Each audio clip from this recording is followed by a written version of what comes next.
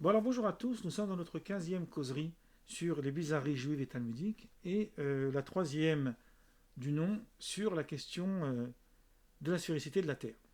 Alors là, cette fois-ci, je vais aborder avec vous quelques textes rabbiniques qui font question, non pas sur le sujet en soi de savoir si la Terre est sphérique ou non, mais ils font question sur la manière dont les rabbins ont compris la chose.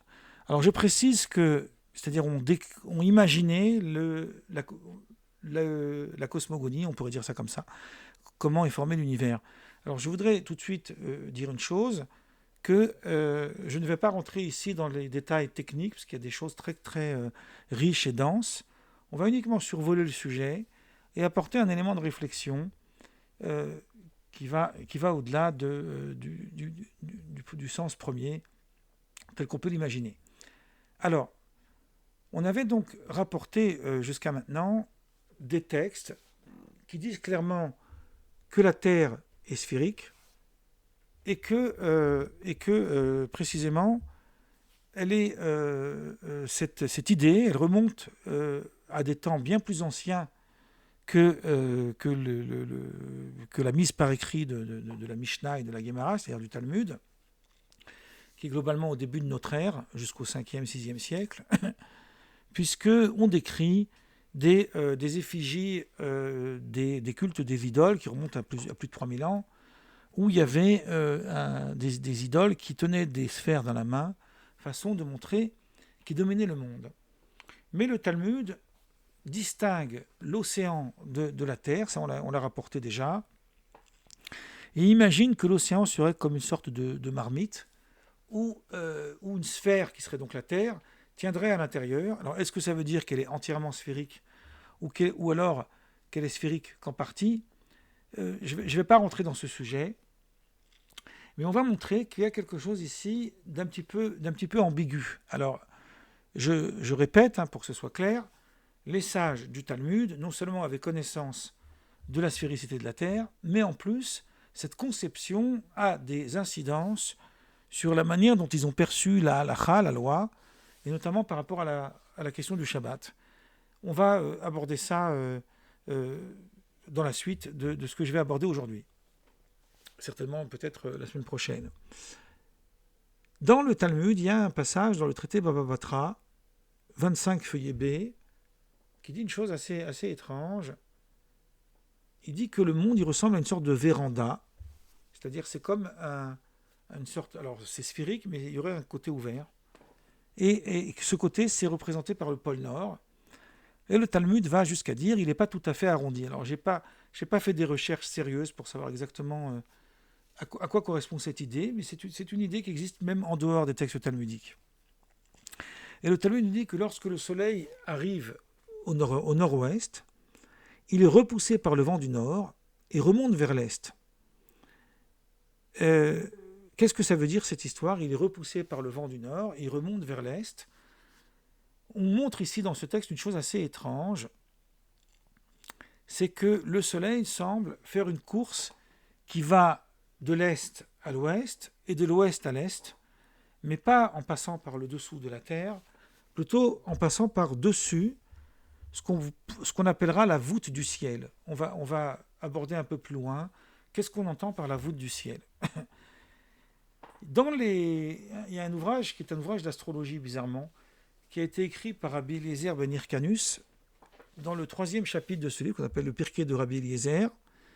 Alors, c'est intéressant de citer, parce que moi je fais toujours des liens avec les évangiles, que ce fameux Rabbi Eliezer, c'est ce fameux Rabbi Eliezer qui aurait été séduit par un enseignement de Jésus, que j'aborde dans le premier chapitre de la première partie de mon livre sur Jésus, et ce qui fait qu'il y a un lien entre ce qu'il enseigne et l'enseignement de Jésus, même si les Juifs a priori ont rejeté Jésus.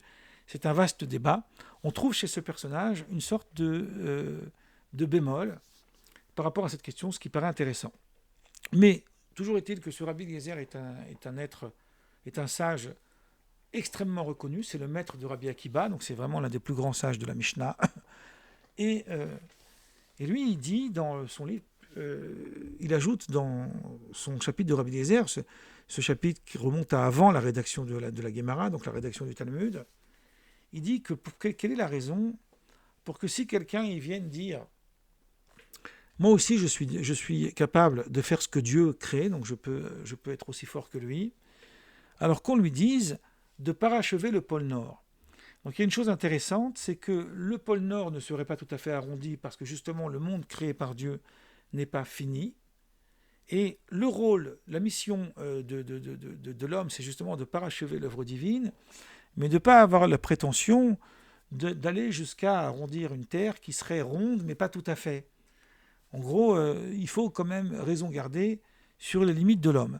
Mais ça renvoie quand même à cette idée qu'on trouve dans le Midrash, que le monde a été créé, alors la Bible elle dit la'asot, pour faire, et le Midrash il dit qu'est-ce que ça veut dire pour faire?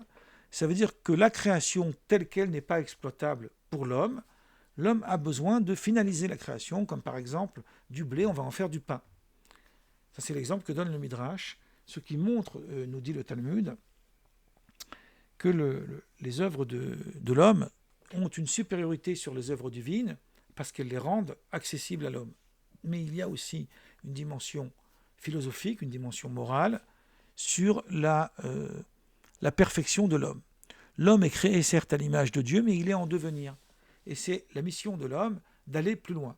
Donc on voit bien que dans ces textes, il y a ici une ambiguïté entre une perception d'ordre scientifique, entre guillemets bien sûr, et en réalité un enseignement à tirer derrière. Et je vais poursuivre vers cette idée parce qu'elle va nous amener à comprendre certaines choses. Le texte que je viens de vous citer du Talmud qui dit que le vent du nord est repoussé par le vent d'ouest est plus précis dans un autre passage qu'on trouve dans le même traité, une cinquantaine de pages plus loin, Baba Batra 74a. Et donc j'ai fait une petite traduction. Je vous lis ce qu'on y trouve. Il y a un rabbi donc, qui dit à un autre « Viens, je vais te montrer l'endroit où la terre et le ciel se rejoignent. » Donc déjà, un endroit où la terre et le ciel se rejoignent, ça voudrait dire qu'il y aurait un endroit précis dans la sphéricité de la Terre qui pourrait être défini comme le début de la Terre, et un autre endroit qui pourrait être défini comme la fin de la Terre, alors que la Terre est sphérique, elle n'a ni de début ni de fin. Donc il va l'amener à cet endroit, et là, il va s'apercevoir qu'elles ont de nombreuses ouvertures. Nombreuses ouvertures, ça peut faire allusion au pôle Nord, qui n'est pas tout à fait arrondi.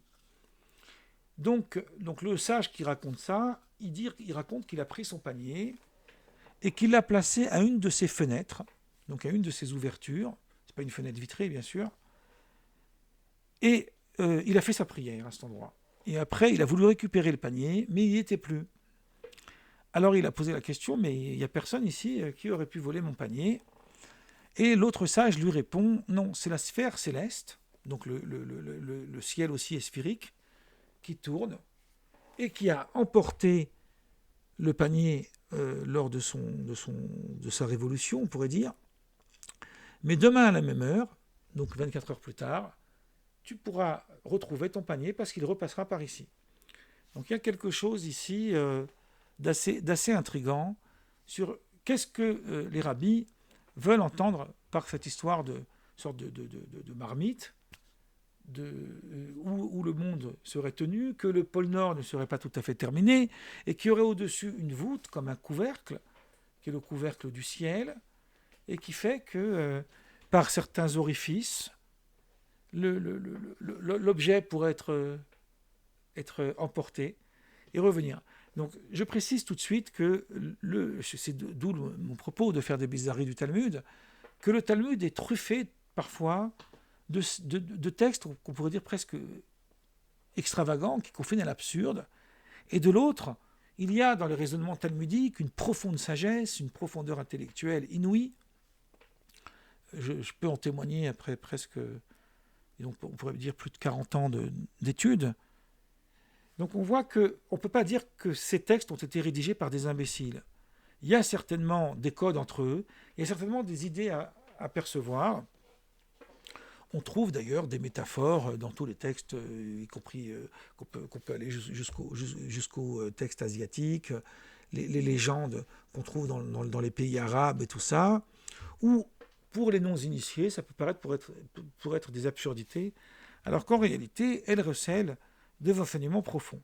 Et c'est ça que j'essaye de découvrir à travers ces textes, beaucoup plus que l'idée centrale de se dire, ils avaient une vision un peu fantaisiste de la réalité du monde.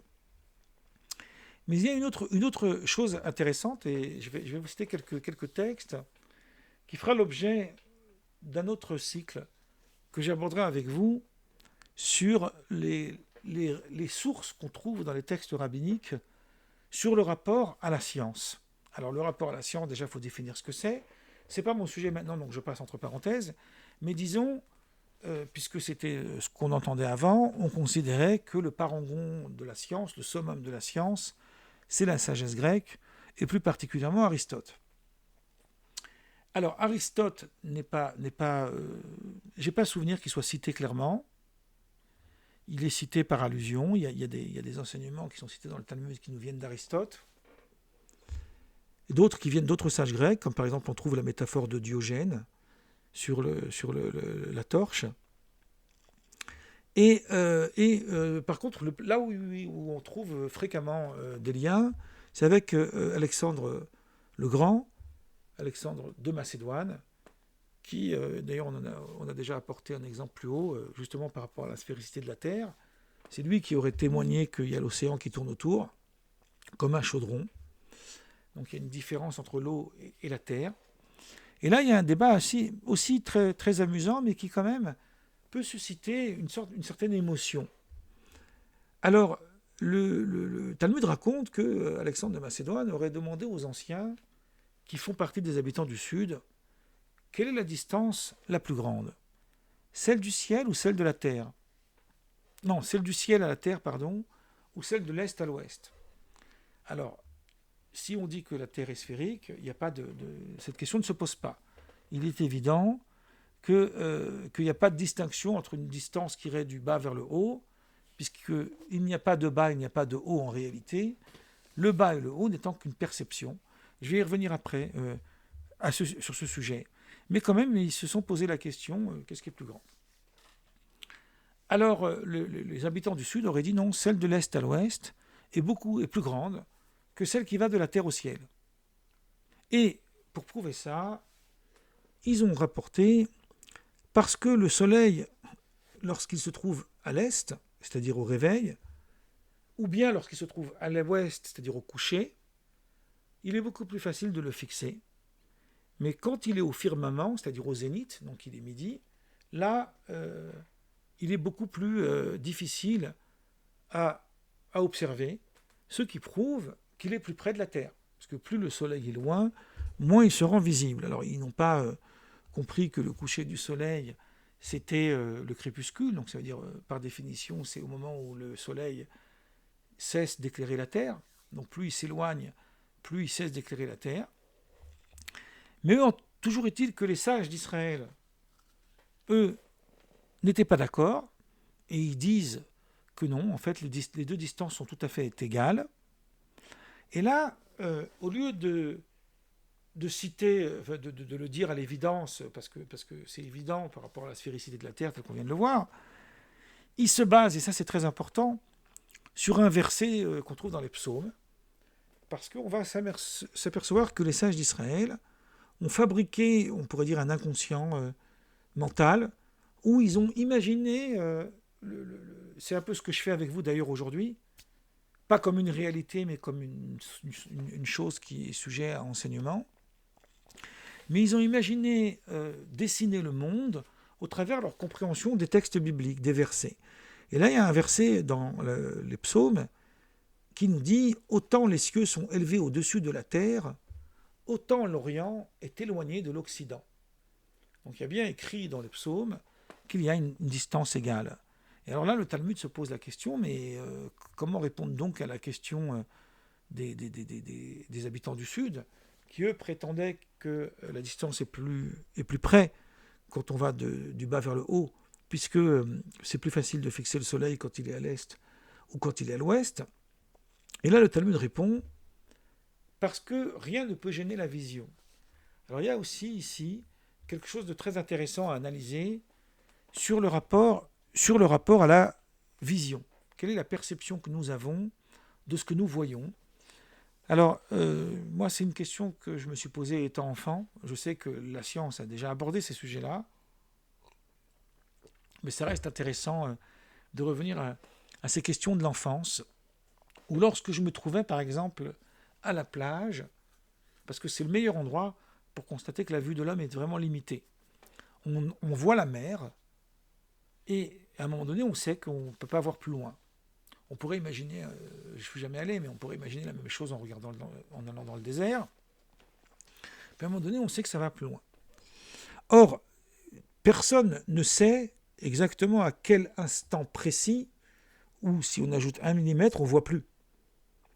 Et la preuve, c'est que s'il y a au bout de la mer, au loin, un bateau, un objet, là, la vue, elle va se poursuivre jusqu'à une certaine limite de toute façon, mais elle va se poursuivre, à mon avis, plus loin que s'il n'y a rien de visible, parce que l'œil humain, il est fait de telle sorte qu'il se concentre sur des repères. Et c'est les repères qui permettent de distinguer l'espace où on se trouve, de distinguer la vue.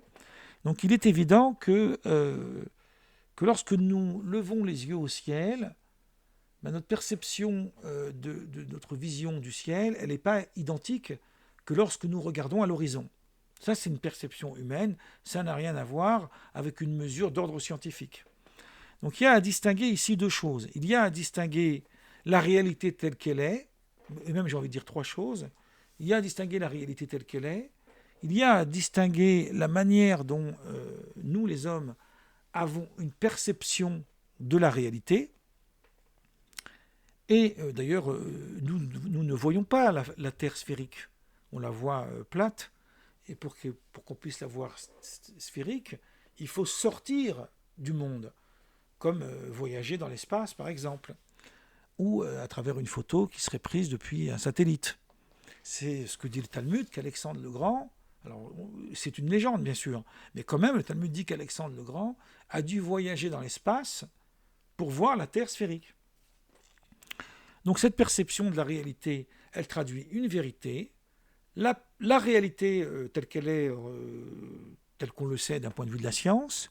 Et le troisième élément dont il faut tenir compte, c'est la dimension philosophique, la dimension poétique du langage, qui parfois va au-delà, et c'est le cas ici à mon avis, que ce qu'on pourrait croire d'un point de vue des regards premiers. Alors, il y a dans le texte que je viens de citer un problème, et pas le texte que je viens de citer, le texte que j'ai cité avant, sur cette histoire de la voûte. De quoi s'agit-il? Alors je vais laisser l'histoire de la voûte pour la causerie suivante. À quoi ça fait allusion cette histoire de voûte? Mais je vais uniquement rapporter un autre passage du Talmud, et c'est là que c'est intéressant, parce que le Talmud n'a jamais d'opinion monolithique, il y a des milliers d'opinions, donc il est inconcevable, comme on peut voir dans les réseaux sociaux, de se dire le Talmud dit ça ou contient ça, parce que le Talmud, c'est une multitude d'avis. C'est des siècles de discussions et de débats, pour faire un peu une parodie, mais une parodie, pas une moquerie, attention. Je pourrais comparer le Talmud à un grand réseau social, où chaque individu y vient, il dit ce qu'il pense. Alors c'est beaucoup plus intelligent que ce qu'on trouve dans les réseaux sociaux, mais chacun y vient, il donne un avis, et l'autre il vient, il le contredit. Puis après, il y a des réflexions, des analyses, puis après on passe à un autre sujet, et puis ça va d'un sujet à l'autre. Si on n'est pas initié à ces études-là, on ne peut pas comprendre le génie de cette œuvre. D'ailleurs, peut-être que je réserverai des causeries juste pour parler de cela, tant c'est quelque chose de fascinant. Mais là, il y a un texte du Talmud qui semble mettre une fin de non-recevoir, même si ce texte lui-même prête il y a un côté risible, on va le voir, mais il donne une fin de non-recevoir à tout ce qu'on vient de voir. Le Talmud rapporte, alors là, jusqu'à maintenant, je vous avais cité un débat entre les habitants du Sud, qui étaient certainement des sages, qui ont été interrogés par Alexandre le Grand avec les sages d'Israël, et il y a plusieurs cas comme ça où on trouve des historiettes avec des débats qui mettent en scène les nations du monde, ou les sages des nations, avec les sages d'Israël. Alors les sages disent, c'est dans Psachim 94b, les sages disent, le jour le soleil poursuit sa course en dessous des cieux, pour qu'il soit visible, et pendant la nuit, par-dessus les cieux, et c'est pour ça qu'on ne le voit pas. Je m'arrête là, je fais un arrêt sur image, vous voyez bien que ça correspond en tout point au texte que nous avons lu tout à l'heure, où il dit que le pôle Nord n'est pas tout à fait arrondi, et que lorsque le vent, le soleil se lève, et qu'il arrive vers le nord-ouest, il est repoussé par le vent du nord, et ensuite il remonte vers l'est, mais pas il descend, selon le référentiel où on se trouve. Et dans l'autre passage du Talmud, où celui qui a oublié son panier, l'histoire ne nous dit pas s'il a attendu 24 heures pour le récupérer ou s'il est parti. Bref, là on voit bien qu'on parle d'un soleil qui serait parti et qui aurait fait le tour par le dessus. Et c'est en gros le commentaire que fait un grand commentateur juif qui s'appelle Saadia Gaon, qui est du 9e siècle, qui était un des plus grands sages, et qui a écrit un long commentaire sur le Sefer Yetzira, le livre de la formation.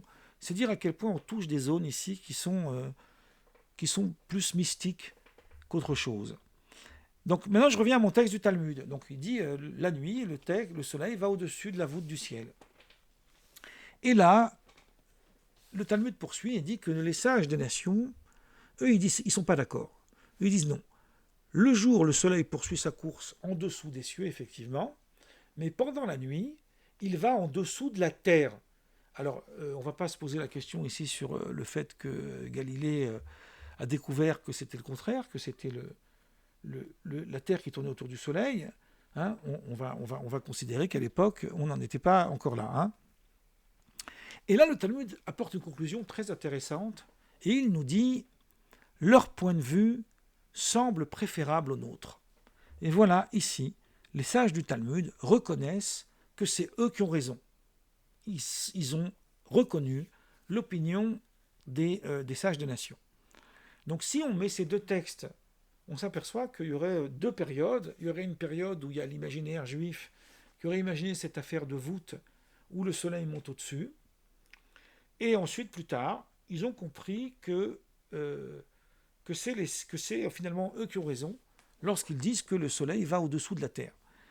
Je vais y revenir dans la causerie précédente sur ce sujet, parce que j'ai une analyse à faire. Et donc on n'a pas le temps là, de conclure cette analyse. On va voir qu'il y a des choses très complexes dans ce qui est dit ici. Mais je vais vous citer en conclusion deux textes qui me semblent très importants et qui feront l'objet d'une autre session dans quelques semaines, lorsque j'aborderai le rapport à la science. Un des textes qui est un recueil d'enseignements qui date des Géonim. Donc les Géonim, c'est une période de sages qui va, pour aller vite, aller 7e, 8e siècle jusqu'au 11e siècle. Et dans ce livre, il est écrit que, ici, on n'a pas affaire à une question qui est liée à la loi, mais donc ça n'a pas de rapport a priori, parce qu'a posteriori, oui, ça en a un, mais ça n'a pas de rapport avec une question où il convient de fixer les règles de la vie juive, mais il s'agit d'un enseignement qui relève de la science. Et sur ce point, il est clair que ce sont les sages des nations qui ont raison. C'est-à-dire pour tout ce qui concerne la science, il n'y a pas lieu d'imaginer que les sages d'Israël puissent avoir plus raison que les autres. Il n'y a pas d'apologie comme ça dans le judaïsme. Et cette idée, elle est reprise par Maïmonide dans le Guide des Égarés. Dans la deuxième partie du Guide des Égarés au chapitre 8, où il dit, pour tout ce qui concerne l'astronomie, donc là on voit l'astronomie, c'est lié à cette question du rapport au soleil et à la terre. Entre autres, les sages d'Israël ont reconnu la prépondérance des sages des nations sur la leur. Ainsi qu'ils ont dit, les sages des nations du monde vainquirent les sages d'Israël. Cela est vrai, car tous ceux qui ont parlé sur ces choses spéculatives ne l'ont fait que d'après les résultats de leurs recherches. Nous devons ainsi donner créance à ce qui a été établi par la démonstration. Ce texte, assez clair et logique et intéressant, révèle qu'il n'y a pas, c'est presque, on va dire, une fin de non-recevoir à ces apologistes qui viendraient nous dire, qui viendraient prétendre en fait que tout ce qui est dit par les sages d'Israël doit être forcément vrai, il n'y a absolument rien qui pourrait être faux, et qu'au contraire, il faut leur donner crédit. Il y a sur ce sujet beaucoup de choses à dire, mais par exemple, Maïmonide déclare dans son Guide des égarés, même si on a dépassé Aristote, à l'époque c'était le parangon de la science, il admet que tout ce qui dit Aristote sur tout ce qui existe en dessous de la sphère de la Lune et jusqu'au centre de la Terre, donc c'est une expression à mon avis plutôt poétique, est indubitablement vrai et personne ne saurait s'en écarter, si ce n'est celui qui ne le comprend pas, ou bien celui qui a des opinions préconçues, qu'il veut défendre à tout prix ou qui le conduisent à nier une chose évidente. Alors, même si aujourd'hui on a dépassé Aristote, le problème n'est pas là. Le problème, il est que ces rabbins avaient quand même la sagesse d'admettre que les sages des nations, dans leur rapport à la science, peuvent aller parfois beaucoup plus loin que les sages d'Israël, ce qui ne dénigre en rien leur qualité, évidemment. Donc là, pour l'instant, je vais m'arrêter là. Et la semaine prochaine, on va répondre à cette aporie entre ces deux textes. D'un côté, où on voit qu'il y aurait une voûte céleste où le soleil passerait au-dessus, et d'un autre côté, un texte qui nous dit que le soleil y va en dessous de la terre. Voilà.